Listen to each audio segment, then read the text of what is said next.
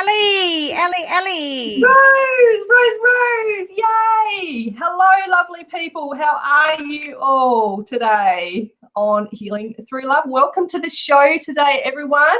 We have Rose and myself here, obviously, and the beautiful Charlene is off travelling today, which is awesome. Yes. So it is you and me, girlfriend. So welcome, everybody, to the Healing Through Love show. We're here to increase awareness within the community about providing family and domestic violence survivors with a soft place to land and to offer advice on services available to these survivors and their families. And we have many local businesses and service people who generously pay it forward at our Pamper Days, providing their time and their resources at these events. And as you know, each week on the Healing Through Love show, we interview some wonderful supporters of our Pamper Days and we learn more about their personal stories, their businesses, and why they are supporting Healing Through Love to assist survivors.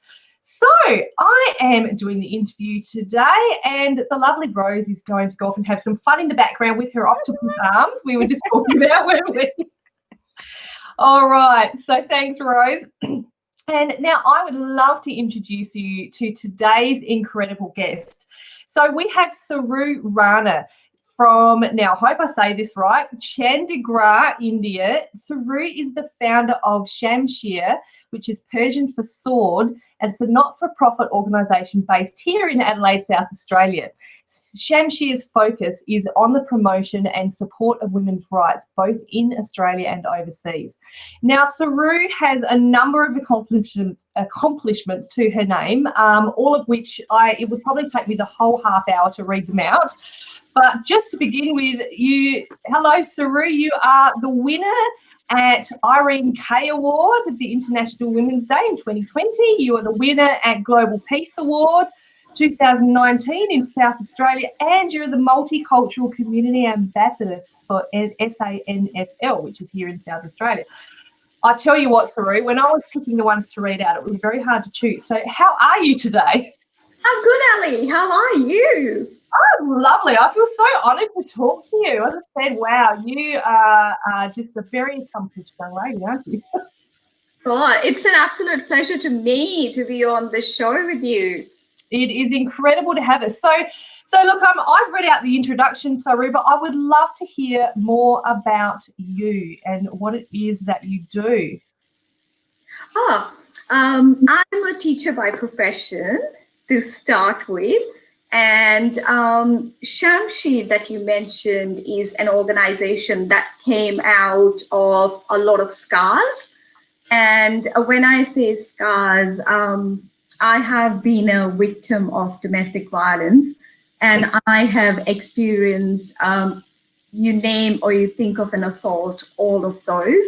Mm. And it was at time of my age when I was thinking, or time of my life when I was thinking, should I be giving up and entering the darkest place in my life, or should I be just taking a step out because I could see a little ray of light somewhere, or should I be walking towards that light? And as I was taking a step towards that ray of light, it's during that time Shamshir came into existence, because Shamshir, as you mentioned, is a Persian word for sword.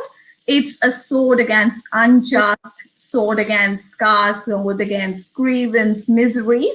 So that's how it came into existence. And since then, we have never stopped waving that sword around against unjust.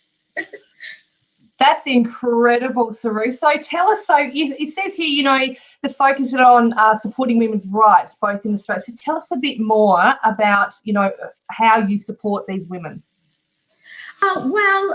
Usually the women that I come across are from multicultural background.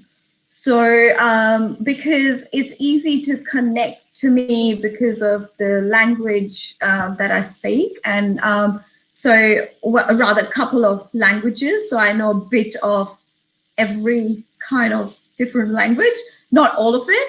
But yeah, it's just easy to connect. And I feel sometimes privileged of my skin color as well, because it's that also that connects a lot of women to me, considering the trust factor that they can speak or they can share their grievance and misery, whatever they are experiencing. So how do I support them? It's not easy for any women from any multicultural background, to speak up. Even if we talk about Australia, there are a lot of foundations here as well. And under the name of culture, under the name of tradition, under the name of not bringing shame to the family. So that's the biggest one. And then combining all together, getting no support from friends or families because they are considered biased if they do it. So when a woman especially is left all by themselves, it takes years and years for women to speak out. And this is not in particular with multicultural background. If you look around, anybody who's gone through any emotional roller coaster or physical abuse, it takes years sometimes just to address that issue, let alone taking a step towards being a survivor, but just addressing that issue. So what I do is over these 10 years or over the decade, I've been lucky to build that trust. And it is that trust that everybody connects to me because it's that confidentiality that matters the most. And I connect them to support services. I connect them to, so it might start from me driving somebody to the police station and sitting there with them from 2 hours to 6 hours while they're giving their statement, just being their moral support. And after that, it could be Centrelink, it could be doing the paperwork, and then the case workers or the support workers, and then just helping them around and connecting them with different agencies or support services. And I would say here, Ali, that we are very lucky to be in Australia because services are just absolutely amazing. If I would have been in any other place, I would have thought twice just entering a police station because it's a harassment in itself in many countries. Really? Wow. Yeah. So that's another thing, because when I speak with women who lead such organizations, I talk to them and I mention that especially with multicultural women, entering a police station means the police officers harassing them. Wow. Yes. So I've supported a few women in India, and even the support person is harassed. As in, what have you done to your family that they have hit you or done whatever? So those questions are still there in a lot of minds, even when people have landed in Australia. So it's breaking and breaking those stereotypical notions and letting everybody know that, yes, there is support here, and that support is, yes, definitely for you. So that's the first thing. And it took me 10 years just to get that notion out there, just to get that little message out there that go out, and that's there. So that's how I start. And from last couple of years, I would say 5 or 6 years, while talking to women, while taking them or driving them to the police station or to the courts and whatever is involved in that, while helping them, I came across women who were not eligible for safe houses. So because of their, let's say they're on tourist visa or they are on some visa or whatsoever, that they are not eligible for those safe houses. And it was very hard for me to leave them on the streets after taking them to the police station. So this was the first time I opened the doors of my house to this woman who had absolutely no place to go. And in my head, it was like, all right, maybe a day or two and things will be sorted. But it took us 2 months to find a place for her because this whole scenario was new to myself and I had no idea myself what to do. So understanding the system from there, which is like safe houses or shelters, was a new thing. And this started, 5-6 years back. Since that day, my husband and I, we've sheltered around, I would say 200 plus women. Wow. Yes. And that could be maybe a day, or it could go from a day living with us to 2 months. Wow. And my husband's support is something that I should not forget to mention, because he and I, we decided to put aside a certain amount at the beginning of the year so that we don't have to go door to door to ask for support. And with Shamshir, we have never applied for a grant from the government. My only idea for not applying a grant for the government is I want communities to connect to it. I want contribution from community members. Let it be clothing, let it be dishes, let it be grocery, or let it be financial support to anybody who's in need. So that's why I haven't requested any grant, but thankfully there's enough support there.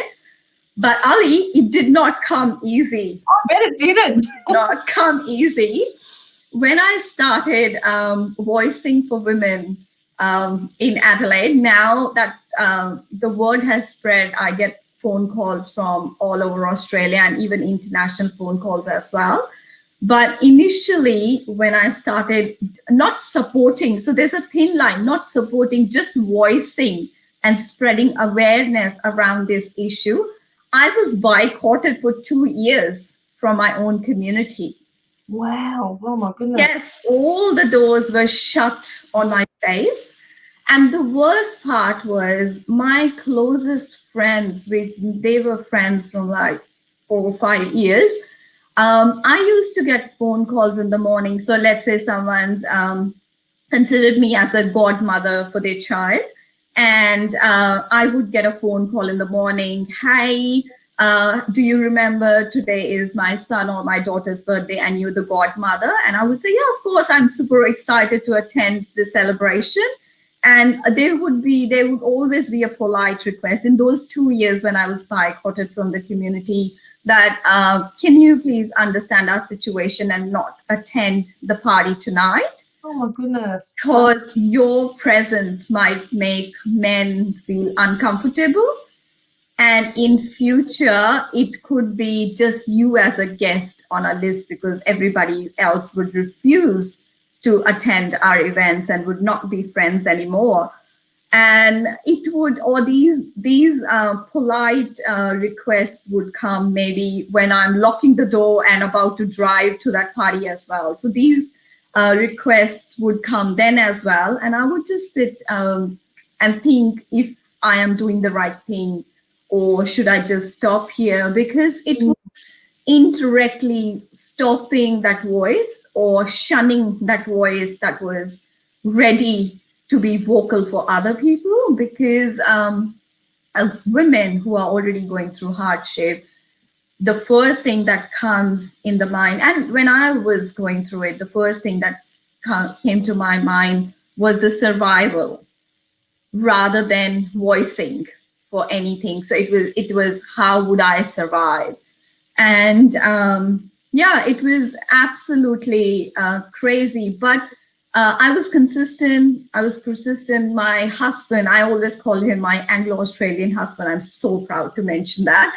He would say, go ahead, do the right thing. If you think that's right, do the right thing. Don't let people exhaust you. The day you feel tired, stay at home. Yeah. But don't let people exhaust you. Don't let that thing come. And if there are serious, strong vibrations happening around you, that means you have touched the right chord. So go for it. So that's how it started. And working with women, making sure that police stations are not a big stigma for them, and always letting them know that the doors are open regardless. And if you won't be harassed, you'll be listened to sheltering women. It's just absolutely amazing. I would say amazing because I see it as my healing process. I didn't get time to heal. I absolutely had no time to heal because I don't remember shedding a tear as well. because I was so embarrassed to do that in front of my friends, thinking what would happen. My friends would judge me because they would believe that I might have done something wrong to push my ex-husband to that limit where he was being whoever he wanted to be at that time, a very dreadful human being. And yeah, it started from there. You tell me when to stop, Ali, because look, I'm hours and hours.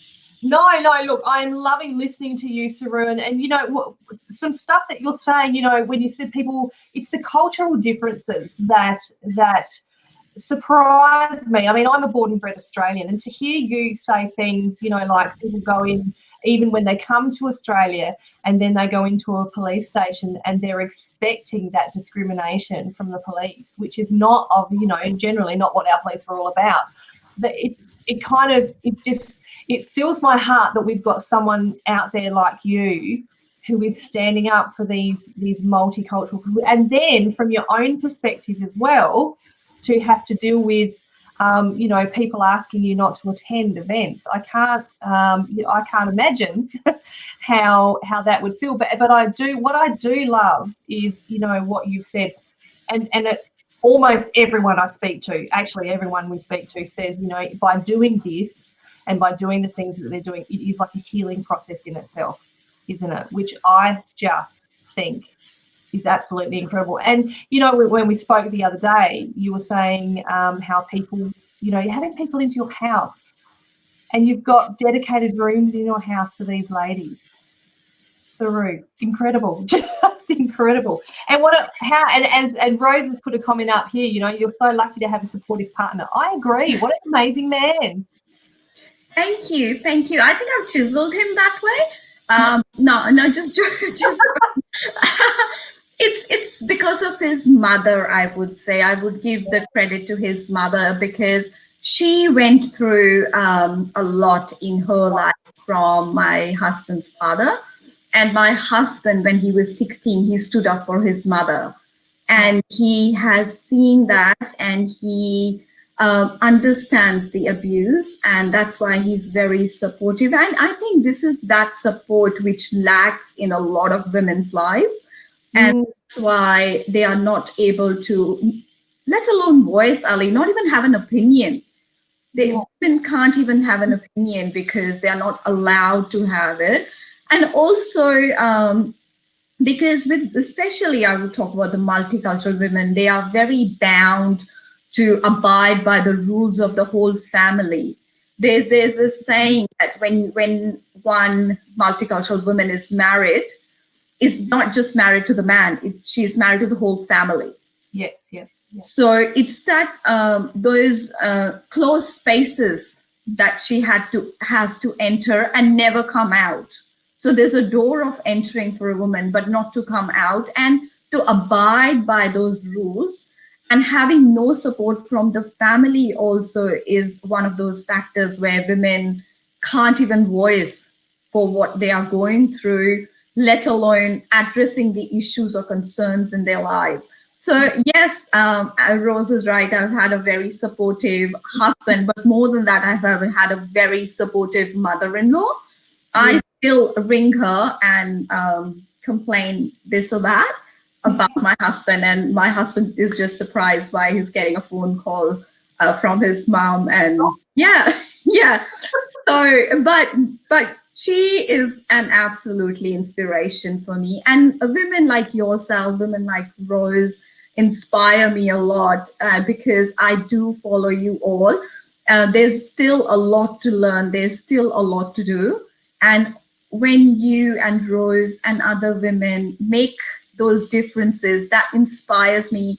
And I wake up to those inspirations thinking, I can do a little bit as well for today. And that's what I've meant to do, because I've opened my eyes in this world now. It's a new morning that I'm blessed with. So let's make a little difference. So that's one thing. And before I forget, Multicultural Ambassador for SANFL. Yes. It also was a coincidence that I was introduced to footy, and I do understand. I've seen my husband playing watching footy on TV, but I was always fascinated by that weird looking ball. As in, why is it not round? Why is it so flat and long? And how is it kicked? Like, what angle do you kick it? It's like exploring different things in your life. So that has always fascinated me. And I was introduced to SANFL with whatever contributions I've done to the community. But my idea for going there was gender equality. As in, why is it just the men watching footy from multicultural backgrounds? Why is it women are not entering Adelaide Oval to watch footy? Why is it just a place for to visit as a tourist center? Why is just that? Why can't we sit and watch footy or something? And being in Australia, it's big. Footy is big. You have to have a to support. So why can't we do that? And there was another thing, as in, for years, I have been trying to connect mainstream to multicultural communities. But I thought it's about time when multicultural communities need to start stepping and connect to mainstream. Because it's not okay to sit in our little zones or be comfortable in our space and not know what's happening around us and not being a part of the world that we stepped in by choice. So that was one thing. And from there, I connected to SACA, South Australian Cricket Association. And yes, and I started playing cricket myself every now and then with a few women. And then we introduced cricket to our young ones when Woolworth Cricket Blast came out. And it was at that time when children were playing cricket, fathers would go in the field with the boys or the girls, but moms would sit outside the ground and would just chit chat. So my whole idea was, why do we have to waste that hour chit chatting about, let's say, clothes, food, and those things? We can do that anytime. And we are not just meant for that. So I encouraged women to play cricket, and we formed our first cricket team. Oh, yes. Yes. And that was, again, added on to that healing process that I've always wished I had enough time for. And then I came across this beautiful, young, energetic girl who was going through violence in her life. And I took her to the ground one day and I said, just forget about everything for 1 hour, hit the ball as hard as you can and just take the anger out here. And she did, and she loved it. So that started me introducing the victims to cricket. And we formed a team of survivors. Oh. And that's the Australia's first women's team of survivors. And then this word spread within the African community.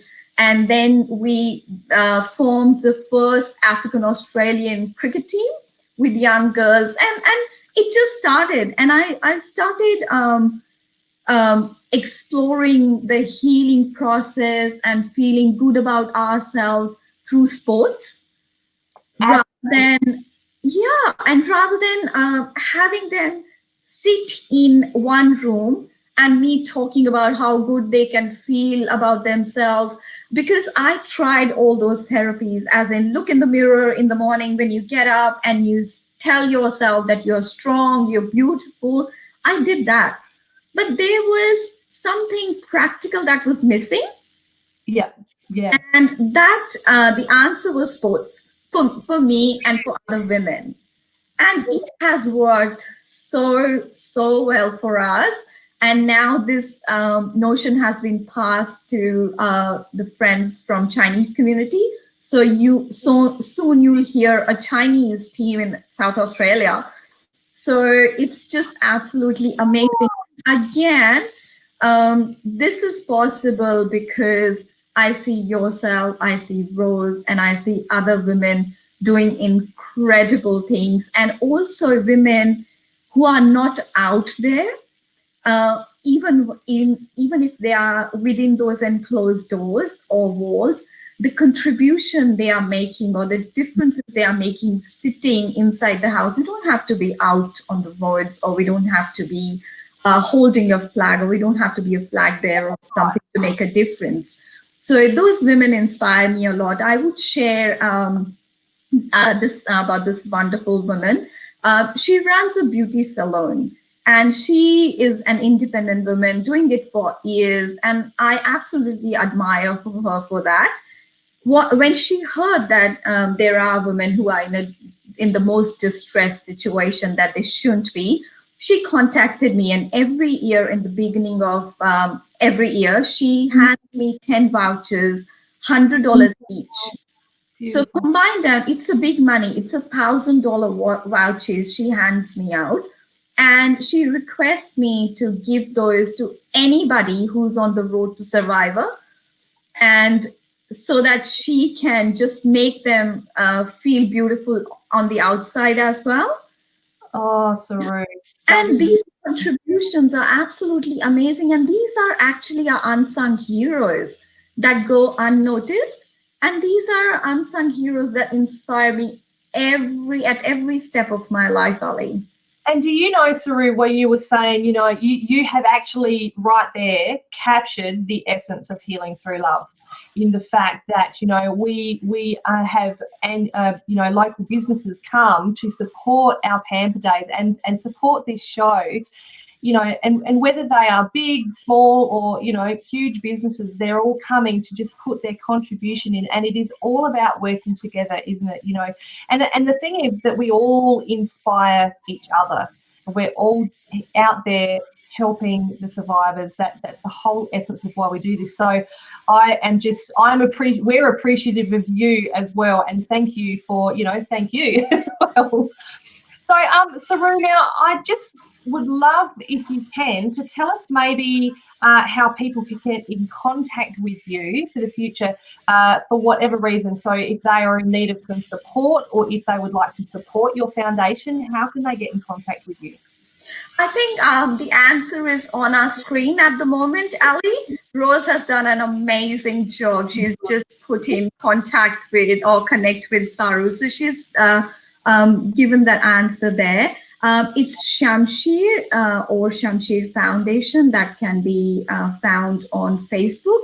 And my number is very public, and anybody can connect me to that. So I'm using one number, which is just absolutely for anybody in need, including men as well.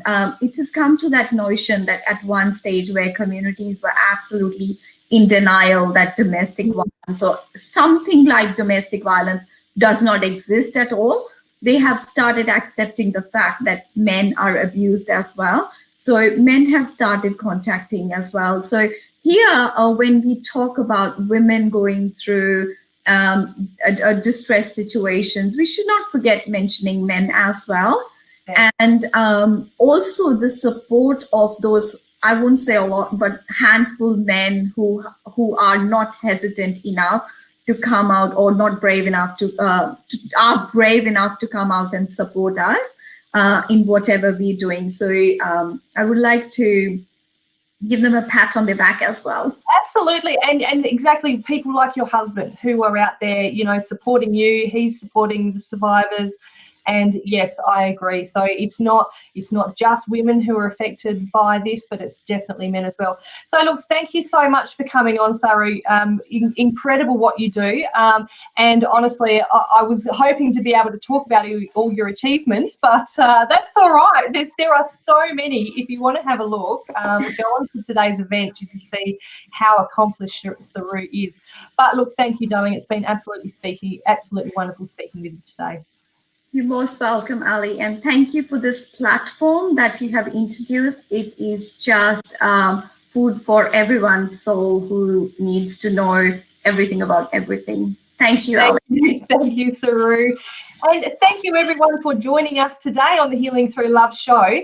If you would like to be involved in one of our Pamper Days, if you would like to come on as a guest on the show, you are welcome to contact us via our Facebook page, or you can email us at htladelaide@gmail.com, and we will be sure we will be here next week at 1 o'clock Adelaide time, same bat channel, and we will see you then. All right. Thanks, everyone. See you next week. Bye.